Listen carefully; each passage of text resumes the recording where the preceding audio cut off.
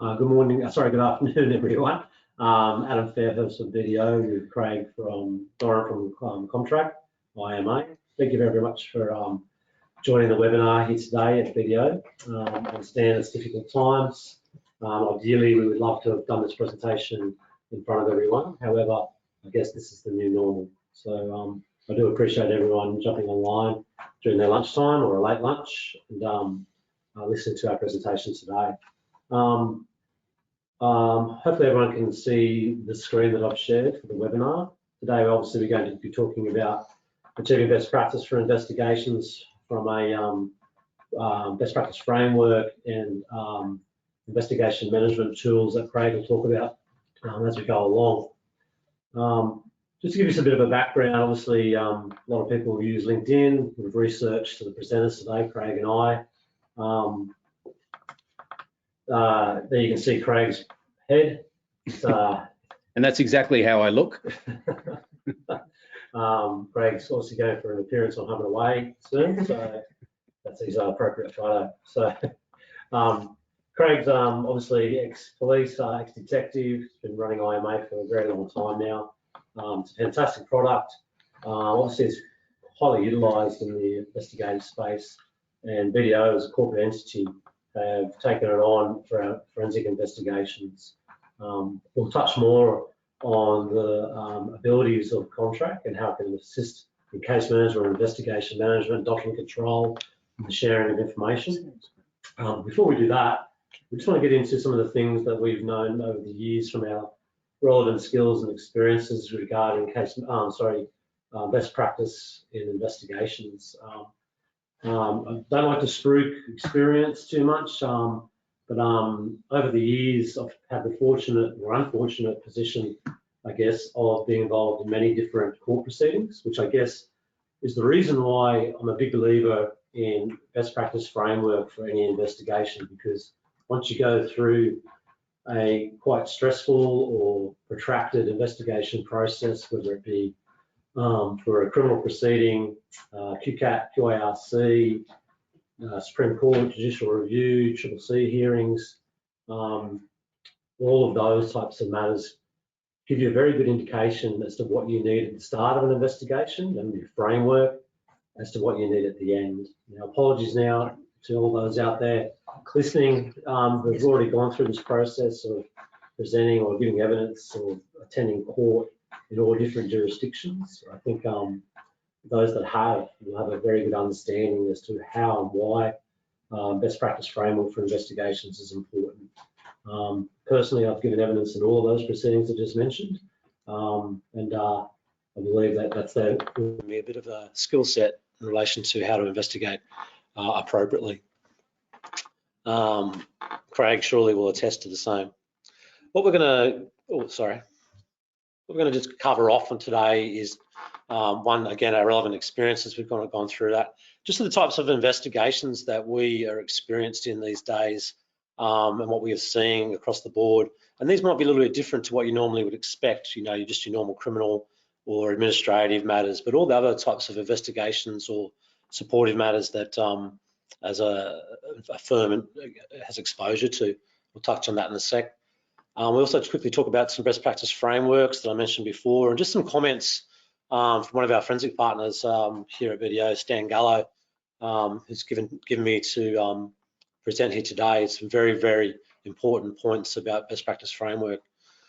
Quickly talk about some governance requirements, just the types of processes and instructions, etc., that you would need to have a very robust investigative framework. And more importantly, the investigation process. The reason why an investigation plan is so important, and the elementising of the particulars of an investigation, you know, whether it be criminal or whether it's an administrative matter where allegations are formed.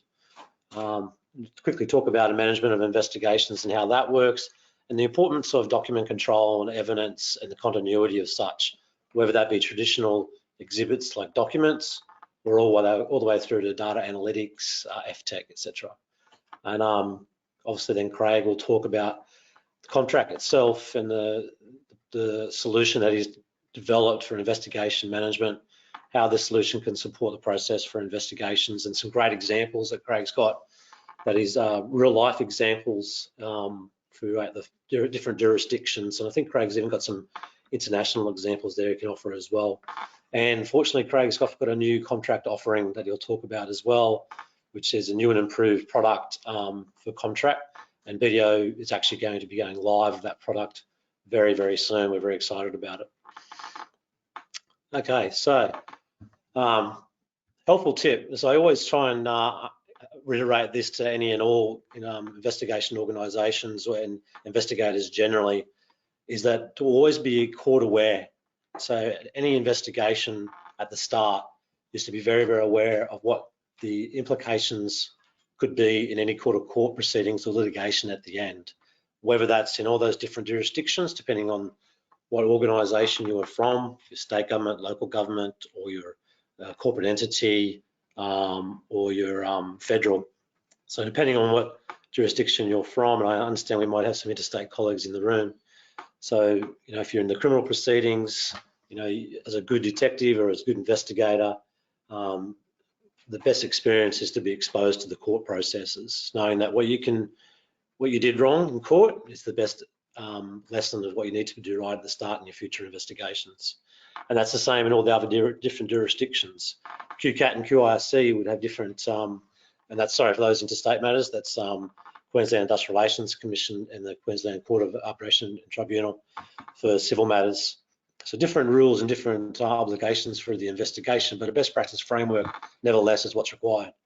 So that's why I always trying to reiterate the fact that that is extremely important as to why we need a best practice framework for investigations. The type of investigations that BDO has been exposed to and we continually develop in this area, all these different matters here. We do a lot of work around the criminal side of things in relation to fraud and in state government or Commonwealth matters for the misappropriation of government funding.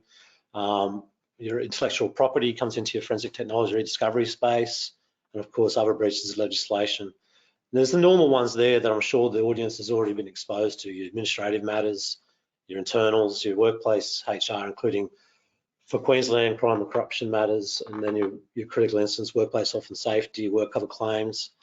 But even those that we've been experiencing as well around common law claims, root cause analysis, our forensic technology experts in BDO do expert testimony, discovery and litigation support. So if you think of the Royal Commission, you wouldn't say that's an investigation, it's a commission, but it's the same sort of rules, I guess, and we do a lot of work around that space. Cyber incident response, which seems to be the flavour of the month at the moment. Unfortunately, I think a lot of organisations are very immature still in that area. So we see a lot of that coming through. And these are types of matters that we need to investigate and make sure we've got our best practice framework in place. And one of the things that we're trying to move forward on is data separation.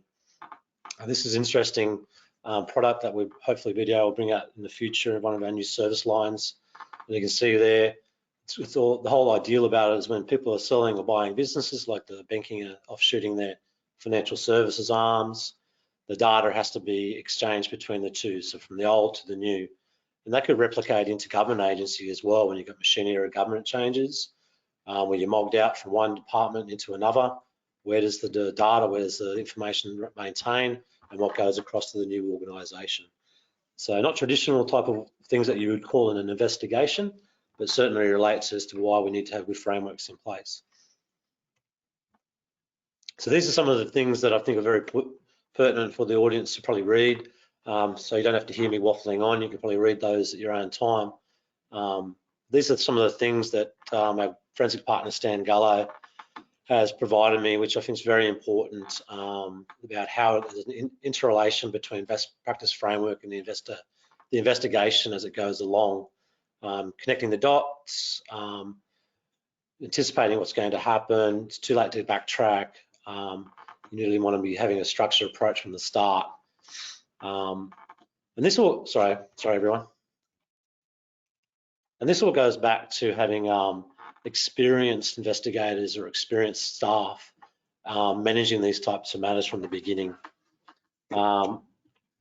We've discovered over the years from working with different corporate entities or government agencies or councils or insurance organisations, that the important thing is to triage and assess a matter from the start. And if you've got good templates or governance in place or procedures in place, that assists greatly, but it also is the person involved. If that person's got the relevant skills and experience in understanding what's in front of them, whether that be a 50-page complaint document and breaking that up into relevant allegations that need to be investigated, or complex fraud matters where there's no actual allegation, but we know there's money gone missing, or there's suspicion that there's been a cyber breach. The assessment and the triaging of what needs to happen next ideally would be done by an experienced investigator.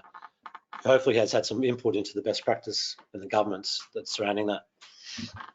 The reason why I like to talk about the triaging process, because it's very important as part of the your framework to ensure that you know, does the matter even relate to you? So, for example, you could have a matter come over your desk that doesn't even relate to your organisation, or it's that urgent and that sensitive that it requires immediate action, and that there's evidentiary items already in play that need to be maintained for continuity and for potential litigation down the track. And that's really important in matters like cyber breaches or potential fraud matters, where the suspect or the subject as such may be able to remotely access the information, cover their tracks. So early intervention and maintaining that evidentiary item is as important from the start. Whether a matter that comes over your desk even needs to be investigated at all, or whether there's just some preliminary inquiries that need to be taken just to ensure the matter has been triaged appropriately to determine what needs to happen. That therefore identifies avenues for investigation as well, and also may identify further material that is required for the investigation in general. But also, it may, to a proper assessment, may be able to determine whether a referral to other agencies is required. For example, regulatory agencies in Queensland, such as the CCC, or if you're in the health industry, the Office of the Health Ombudsman, or the Queensland Ombudsman, depending on the jurisdiction.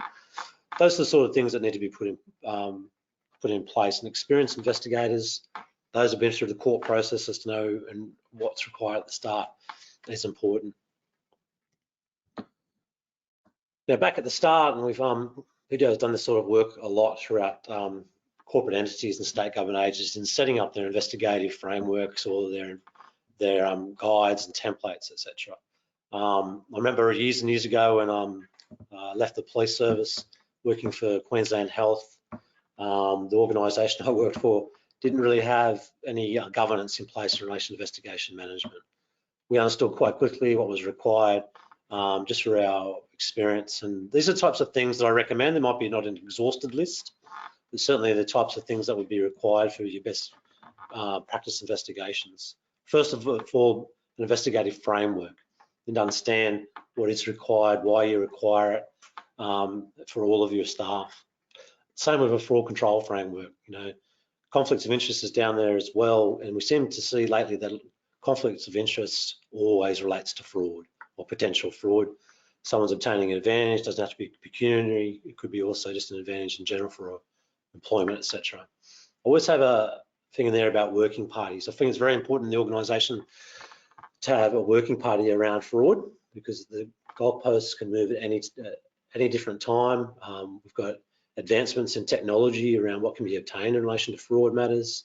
That changes every single day. So our working party is always very important, in my opinion, to ensure that all the decision makers, execs, C-suites understand what's required around a proper fraud investigation. And of course, you need your proper complaints process or grievance processes with different levels as to where that investigation or that complaint will lay.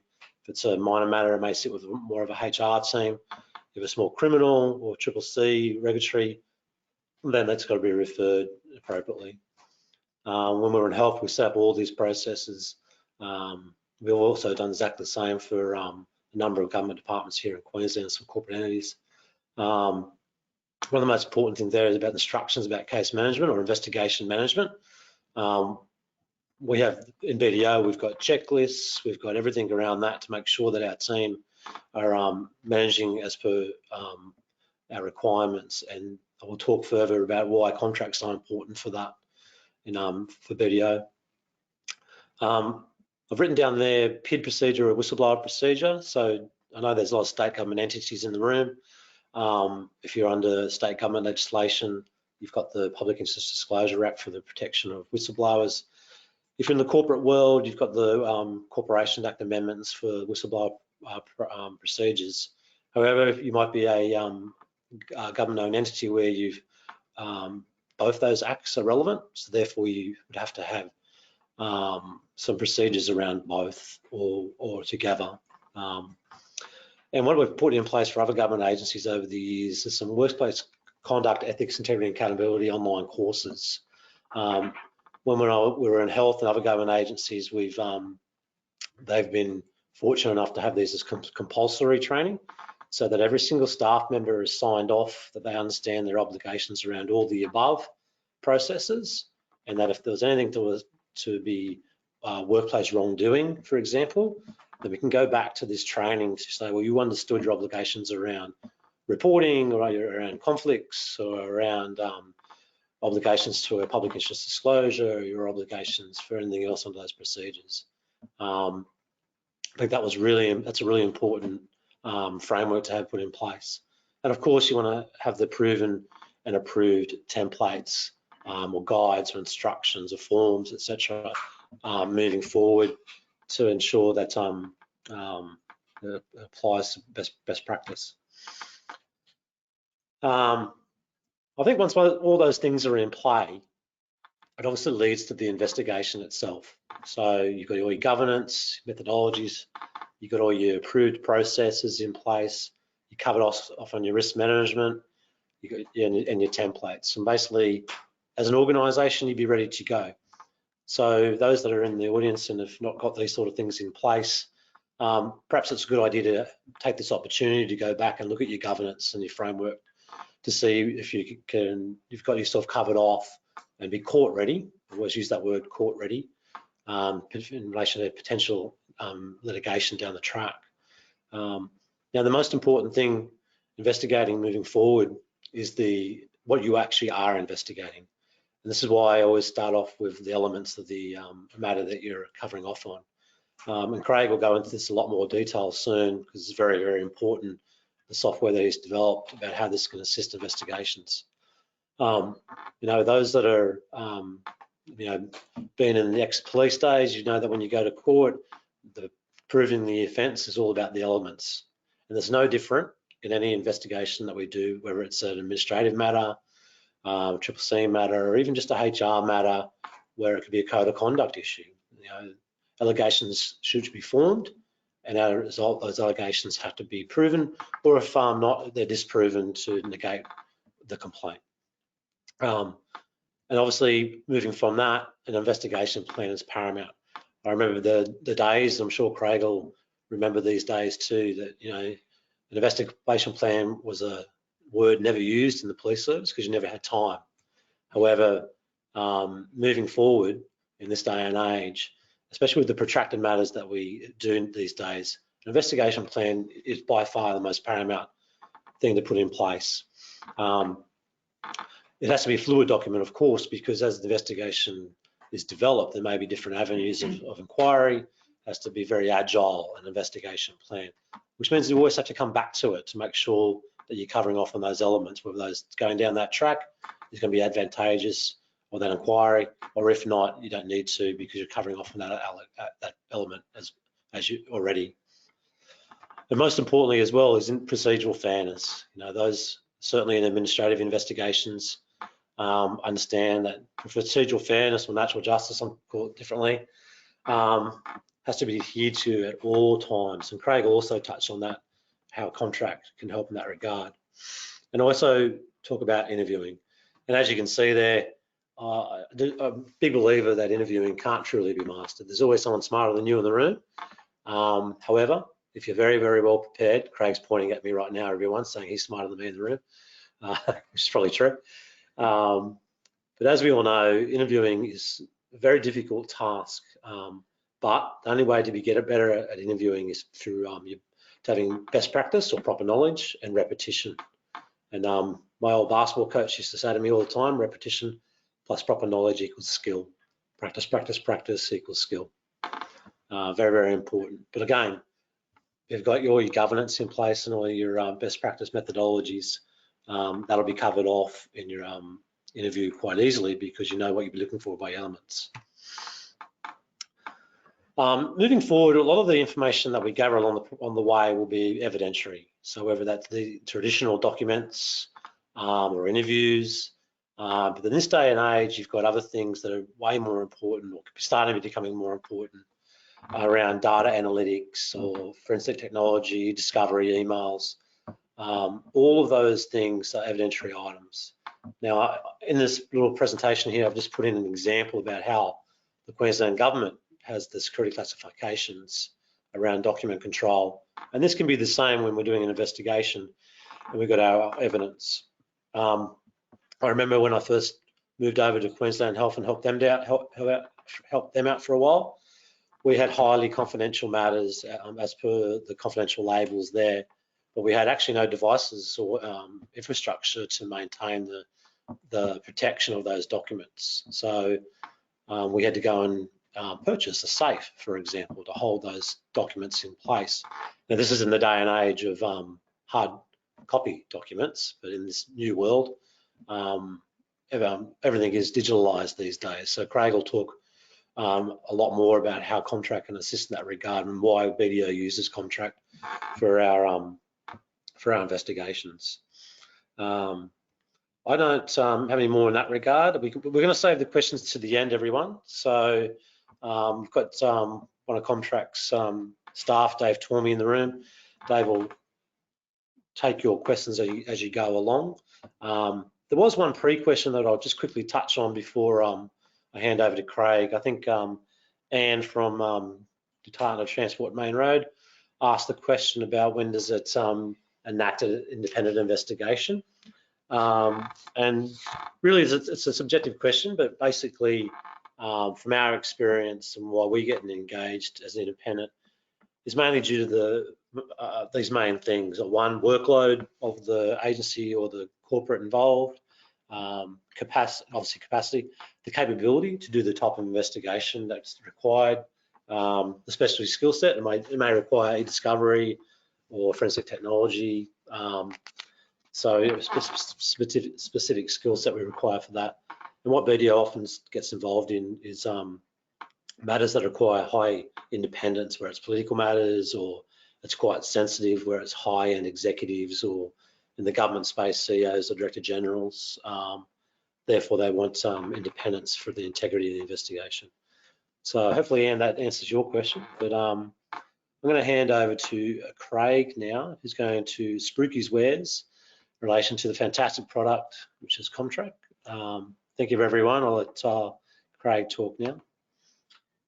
Right, thanks for that, Adam. Well, I think I just need to get you to change this out. Oh, here we go, showing my screen. Hopefully this will work. I think we should understand it being technology. Looks like you've got it up there. Yeah. All right, so I guess, so Steve's Adam's quite right. In part and parcel, this will be a shameless plug of our software, but in the same thing, it's the main thing we're talking about is this whole concept of elementizing evidence.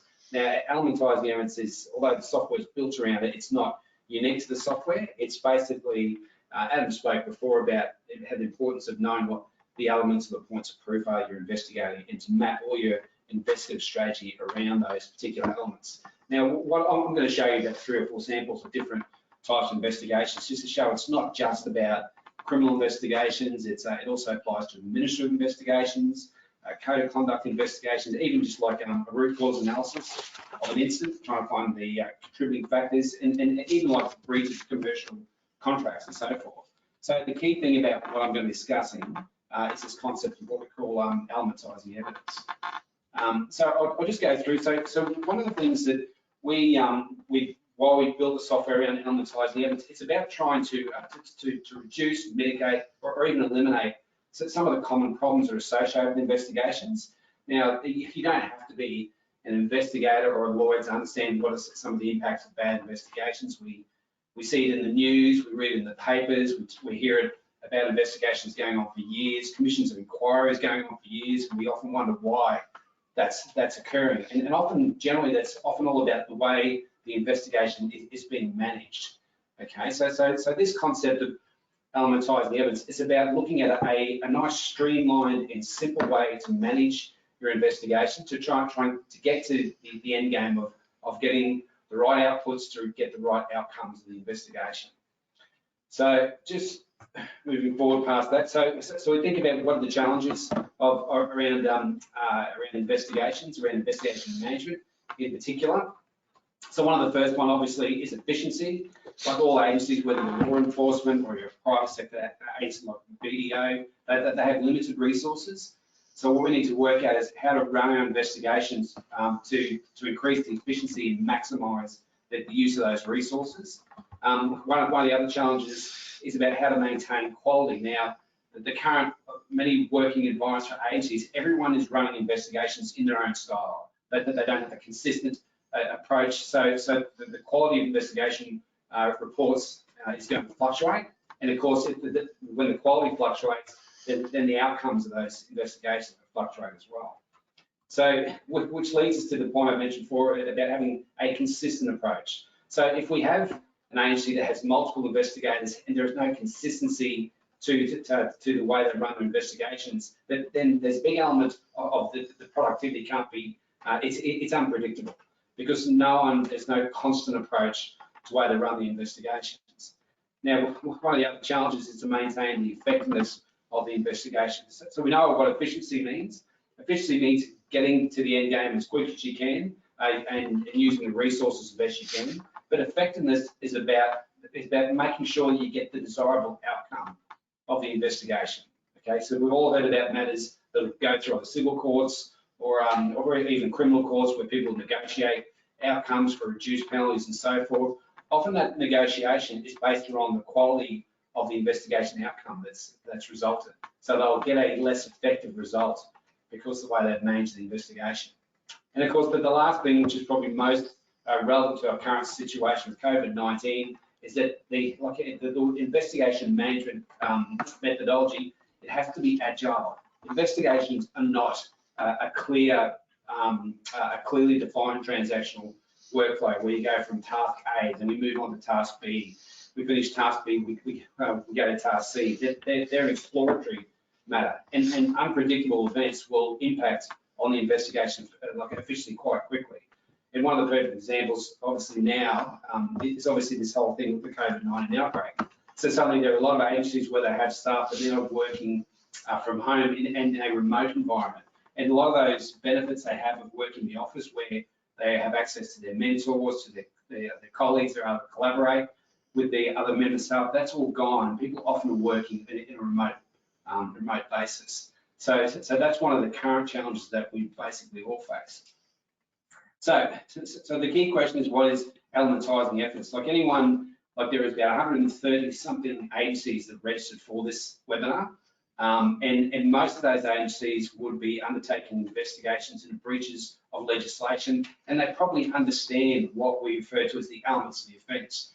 But it's elementising evidence is not just about the elements of offence under investigations, it's about the elements of perhaps a breach of a code of conduct. It's the elements of maybe like an incident investigation. For example, let's say there's a serious incident or an accident. The elements of those is not necessarily to prove who was wrong, it's to work out what was the underlying cause for the accident, what was the contributing factors, was it environmental, was it procedural? So there's still elements of investigation.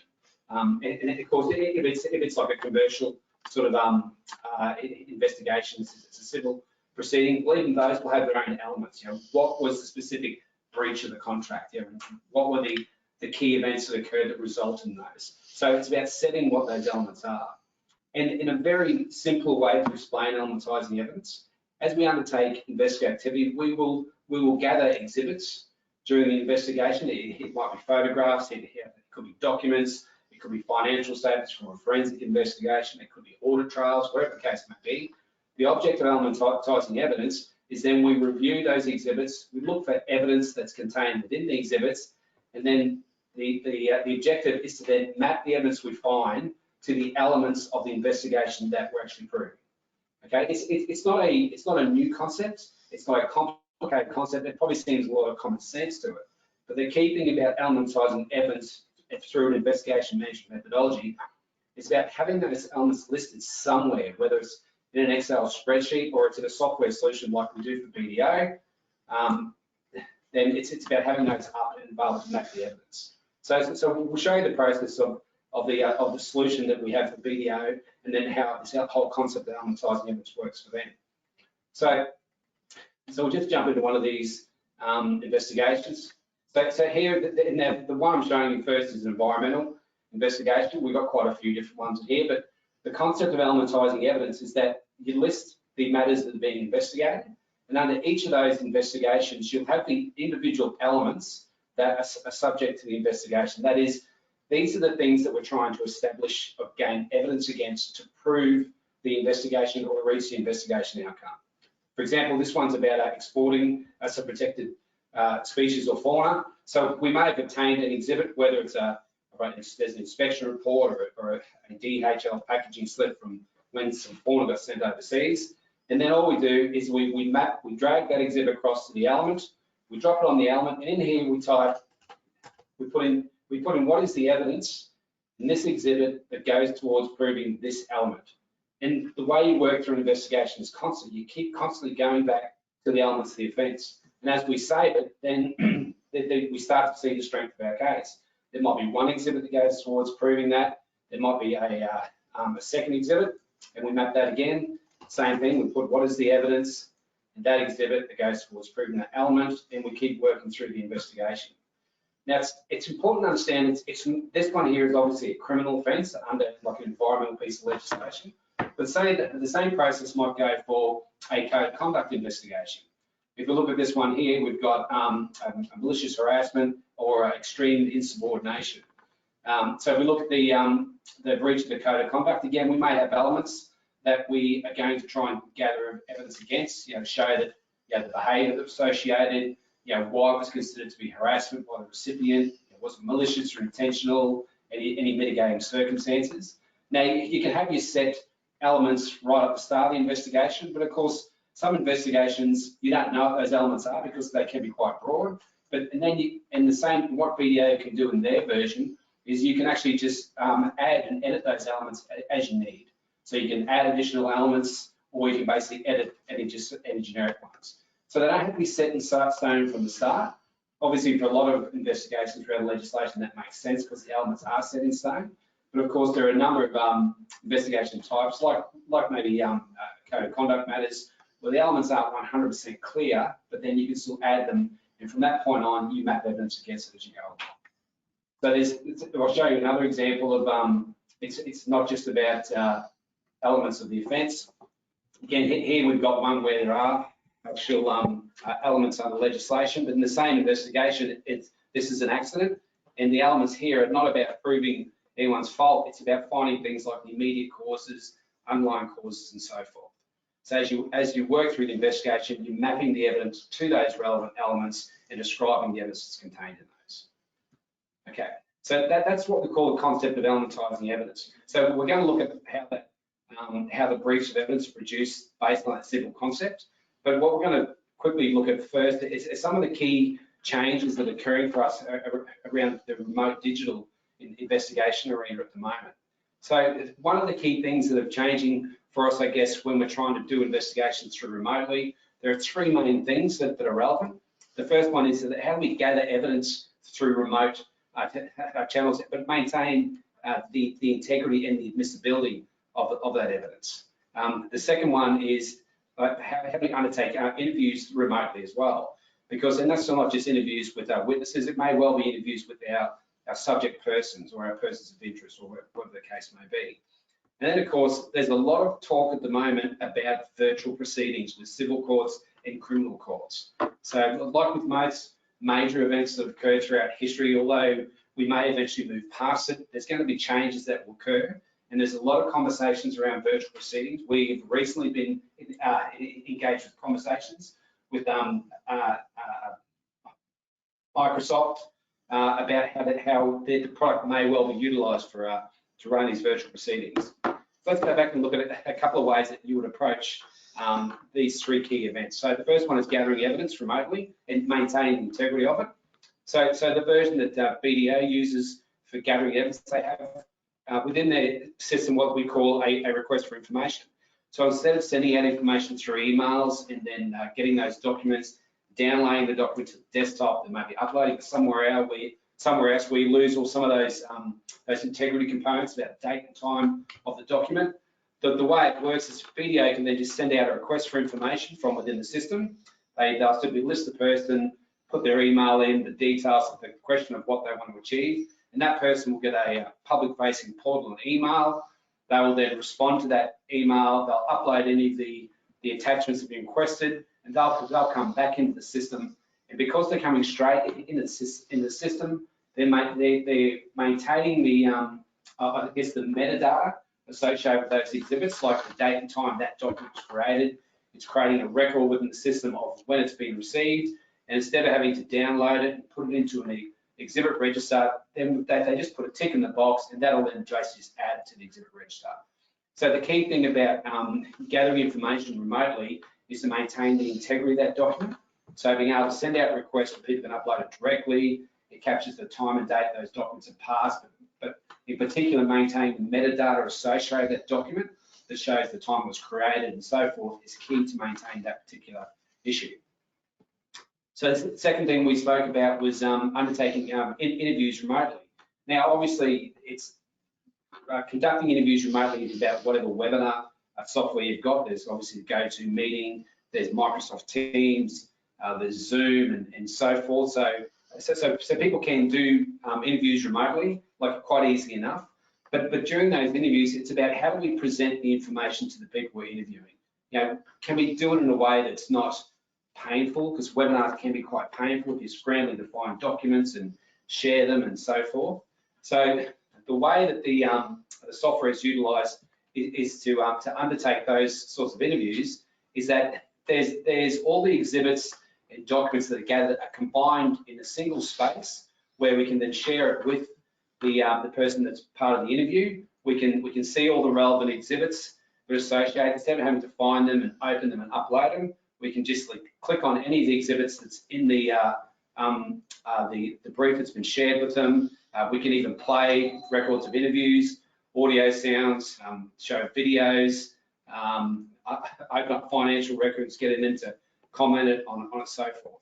So it's about having all the exhibits in one space. So when you're sharing it, it's easy to share it. You can even discuss the particular events that occurred, and once again show those particular exhibits that are associated with those events. So it's about having all the exhibits in a nice simple one particular forum rather than having to upload and change them around any point in time. Now, one of the things is too, especially during interviews, is that you have to, Adam spoke before about procedural fairness and natural justice. And one of those things is about getting people to comment on the things that you're putting to them. You know, if you're putting information to them, then they have a right to comment and to actually look at it. So even though we can share it through our screen just through the webinar, the other way we can do it as well is that we can not only just show it through the screen, but we can actually share the whole list of exhibits. We can just add in an email and then send that to them, and they'll get a link. And when they open up that link, they will see exactly what you see on screen, and they'll be able to work through this in their own time and be able to comment on it as necessary. So it's a two focus. Number one, we can share all the exhibits quite easily and navigate through them. But the second thing is we can send them a link, which then gives them access to that information where they can view it in their own time and they can comment on it as well. So that's one of the key things about doing interviews remotely. It's probably more pertinent to, I guess, your persons of interest or your subject persons, because they are entitled to procedural fairness and they're entitled to be able to comment on the things that the allegations or the matters that you're putting to them, and therefore we need to be able to provide them with a copy of those items as well. So that's the part about doing interviews remotely. So the third part, of course, is presenting evidence in virtual proceedings. Now, obviously, this is something that's been starting to occur to some level and has over the last couple of years. Like people can remote in to court proceedings through various portals. So often there are protected witnesses or child witnesses, or even like whistleblower witnesses of proceedings, which often have that they're allowed to remote in as it is. But the reality is there's a lot of conversations about being able to run proceedings virtually at the moment. Whether that's going to be a major part of going forward for civil litigation or criminal matters, it's obviously that factor is probably unknown. But like most things that occurred in history, it'll probably occur during the next 6 months. They're moving towards that, and then some element of that will probably stay. Even when COVID-19 is, not to say erased, but doesn't become such a critical part of what's going on, you'll find that elements of virtual proceedings are going to stay with us from this point on. So then is, of course, we need to be able to present our evidence and our briefs in these virtual proceedings. So again, as with the interview, then the advantage of the digital briefs that's produced by solutions like COMtrac is that we can share the digital brief that can be presented in court. We can share the whole brief with people so everyone's got their own copy of it, and then they can work through, they can look at the allegations, the praise of evidence, they can see all the witnesses, they can see the relevance of each witness. So whoever's giving evidence, straight away we can see what exhibits are associated with them. All the exhibits are listed under various categories for quick access. So there's the event chronology, which is created throughout the system, which means as we're running those proceedings, we're following a timeline of key events that are associated with that particular matter. The evidence map to the allegation elements or the code of conduct elements. Again, the individuals or the proceedings can see, okay, how are we proving this particular element? For example, the protected animal was taken, or the taking of the animal was not authorised. Again, we can open up the elements or any elements, and we can see the evidence that's currently relied upon. So the concept of digital brief of evidence is not just being able to deliver a hard copy brief or even like a folder with a heap of files in it to the relevant parties. It's about creating an environment where the actual proceedings can actually be run and monitored and flowed throughout the duration of the investigation. So there's some of the key things around remote investigations that are associated with the BDO version. So I think, again, the nature of this conversation is about this concept of elementising evidence, and that is really key to understand how the efficiencies are derived. If we know what the elements are that we're trying to prove and we're mapping evidence as we progress through the investigation, then the brief of evidence is automatically being built as we go along. We understand the strength of the case at any point in time because we can see which elements have been proven, which elements haven't been proven. We can read the evidence against elements to understand the strength of the case and so forth. Now, but the first thing to understand is where does elementising evidence exist? Now, where it actually exists is in the investigation management methodologies. That's where the concept of elementising evidence is. That's where all the risks associated with poor or inefficient investigation exists. Where it doesn't exist is in the platforms where we record these investigations. Most agencies will have complaint management systems or record management systems, but unless you have an investigation management methodology that will deal with the efficiency, quality, consistency, effectiveness, and the agility of investigations, then you're leaving it up to the individual experience of the investigators themselves. So the concept of having a consistent approach through something like elementised evidence means everyone has a consistent investigation management style, and it's being driven to the investigation outcomes. That is having a high quality, whether it's investigation report or a brief of evidence, and making sure it's streamlined as quickly as possible, and using the limited resources as best we can. So let's skip past this.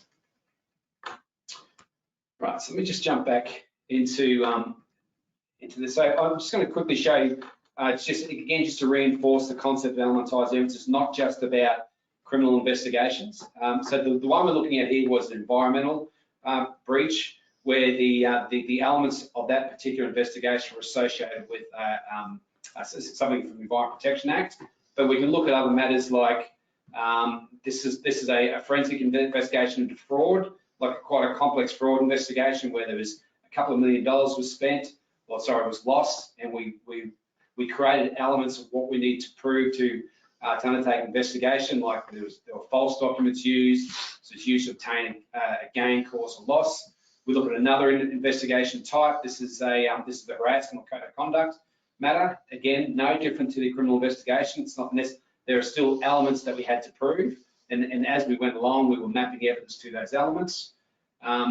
We had like an accident investigation, which contained like a breach of legislation from work health and safety. But as we saw on the original screen, there was also a component about investigating the contributing factors, whether it was environmental, procedural, human error, and so forth. There will still be elements of that investigation, and even some very complex matters like an investigation into a commercial matter, which might be a breach of contract or something like that, and all of the key events that are associated with that particular matter.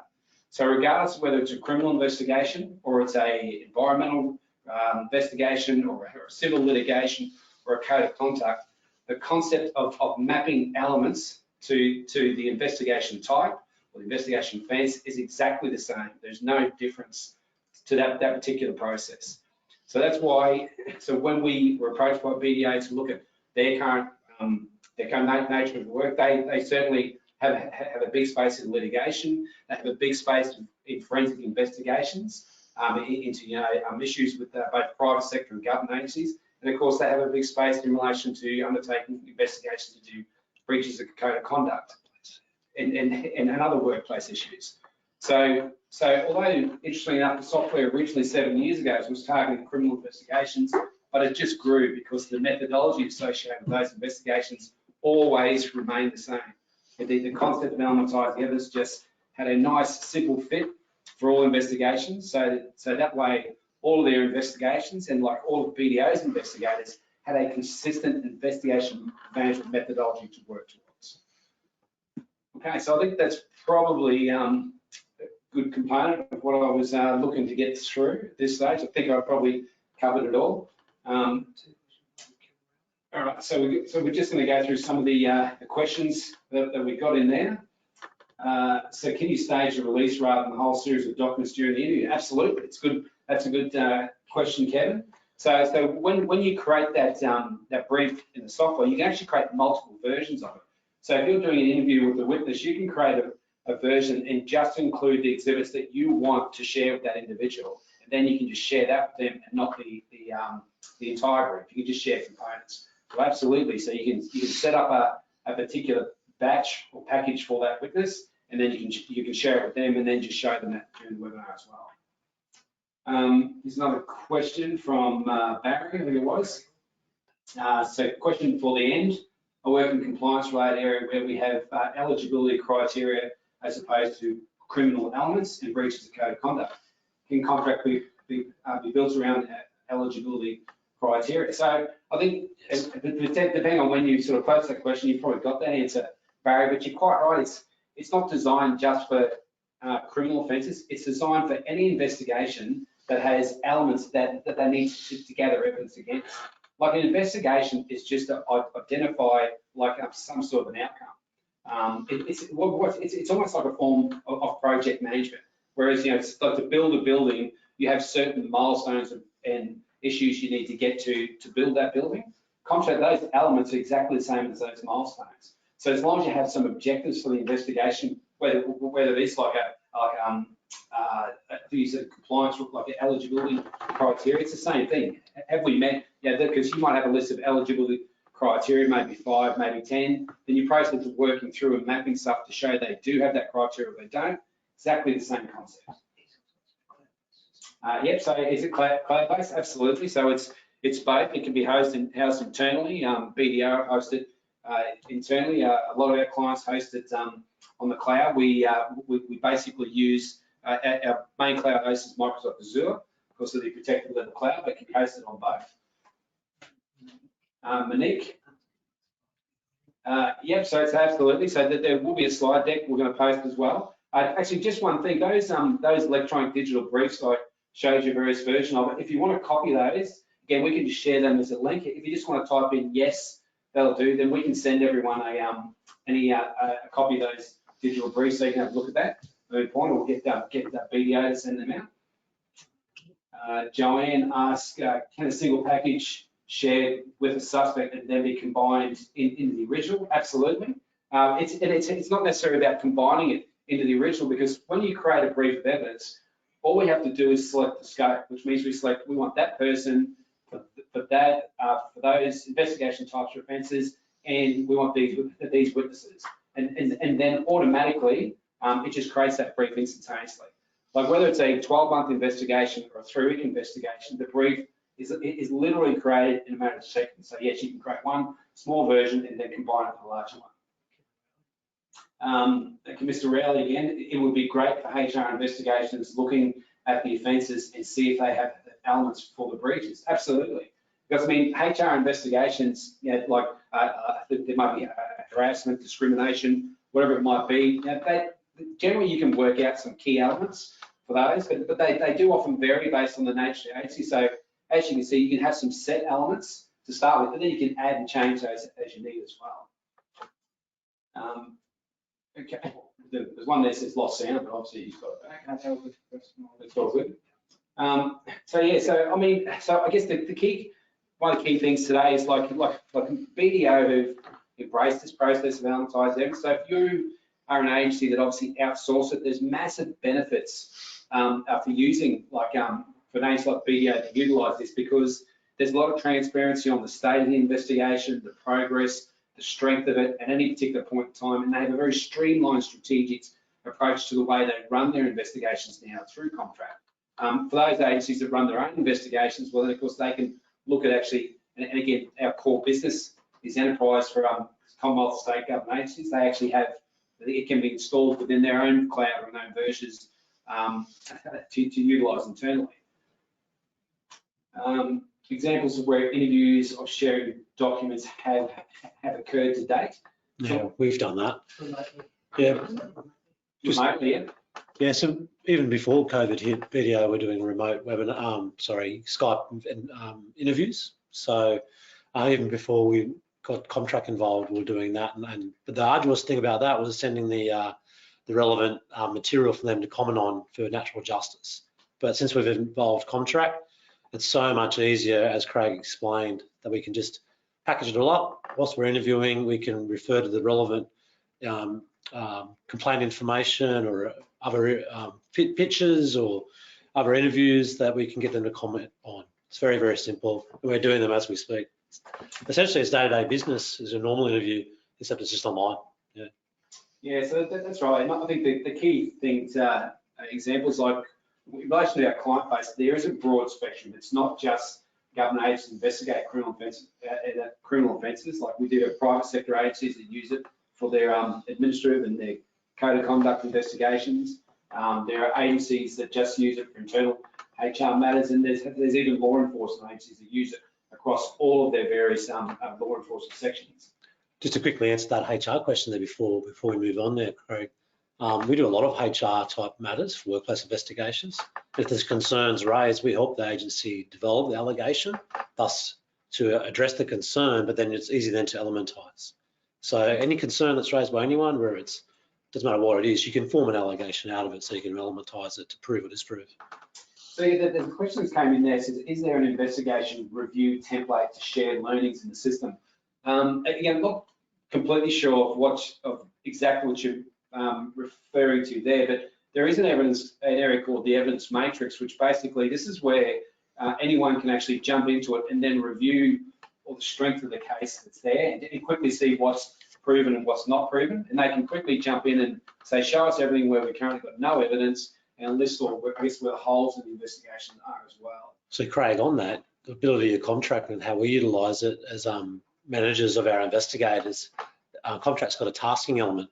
So I oversee all our guys' investigations. I can look at what needs to be investigated, and I can task the staff accordingly as to what inquiry they need to do with the investigation plan. So your ongoing management of the investigation from I guess from a manager's perspective. So another question there from Joanne Hardy. Are these easily recorded on whatever platform that's being used to conduct the interview? So I'm assuming by platform you're talking about some sort of an interviewing solution that you currently have. if you are using like some sort of digital interview platform, well, it will export whatever file it does, whether it's a digital file or it might be, then you can just basically upload that straight into the system. So the system records, uploads, contains all of your exhibits, whether it's documents, interviews, video, and so forth. So you still capture those documents by whatever means, whether it's a camera or it's an audio recorder or a video, whatever it means, and then you just upload them into the system, and then you'll map the evidence from those to the relevant elements that you're trying to investigate against. So there was another question about any forms that you might have. That's quite right. It's got a forms. So all your forms and everything is run throughout the system, like whether it's your witness statements, your notices or documents. And one of the advantages of that is when you're doing interviews with individuals through remote webinars and so forth, you can actually just open up your witness statement, and then they can actually see what you're typing and you're talking. So you're creating that within the system as well as you go along. When we were working quite closely with COMtrac in setting it up for our investigation management, we wanted our templated reporting structure implemented into COMtrac so that we could have our brief of evidence, which is our investigation report at the end, automatically uploaded to a Word document. Either we can then finalize as a PDF, or we can then modify it as we go along. So, and we've got other forms in there that we utilize as well for different matters, especially around our risk management at the start, around checklists, conflict of interest checks, you name it. We've got it all. We've got a library catalogue as well. So there's actually a really good question there that it came from Michael Ashwood about willisworkevevidence.com. The answer is yes. So we do have a couple of Commonwealth agencies that use evidence.com, and instead of like for most of their exhibits they will upload, but when it comes to stuff that's captured in evidence.com from body worn cameras, then basically they will insert a link to evidence.com rather than upload the document, upload the exhibit, and then when they go to export the brief evidence, then it'll be drawn out of evidence.com and brought into the brief evidence. So we're working with those agencies at the moment to work out the best way to export it from evidence.com, but their answer is yes. So question about chain of custody. Absolutely, every exhibit that gets uploaded, number one, you can see it in line rather than having to download it. But then, yes, there's exhibit continuity is captured throughout the system, and you can record the movement of that exhibit at any time by just adding new exhibit locations. Running log. So that particular exhibit. One of the key things from my point of view as an investigator, I like the fact that when you look at an exhibit, it doesn't just give you a link to download it. You can actually see the exhibit in line, which makes it easier to go through and scan through it, rather than have to download and then open it up and then quickly edit it in line. I was just going to say the good thing about it too is that every single exhibit that we upload or any action or inquiry that we utilise, we can link it to a running log, so that if we get engaged by any client at any time they want to see what we've been doing, we can share that running log with the client. It's fantastic. Yep. All right, this will be the final question. We've got a lot coming through, but the webinar's about to end. So is it possible to link to other database data? So the answer is yes. We have what we call APIs built across the system, which and a lot of our clients integrate with, like any HR systems, licensing systems, other sides of things. There's a couple of questions about cost. We can reach out to you and give you some of those. You'll be happy to know we're going to be launching a COMtrac Lite version over the next 2 weeks, which you'll be able to access but no cost, just to test some of the basic functionality. Use these strategies. 2 weeks.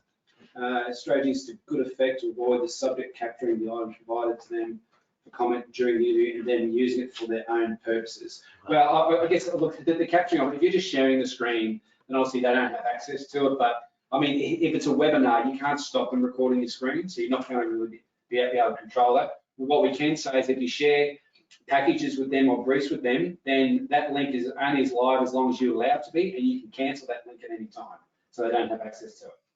Yes, it works on mobile devices. It's I forget what they call it, mobile responsive, absolutely.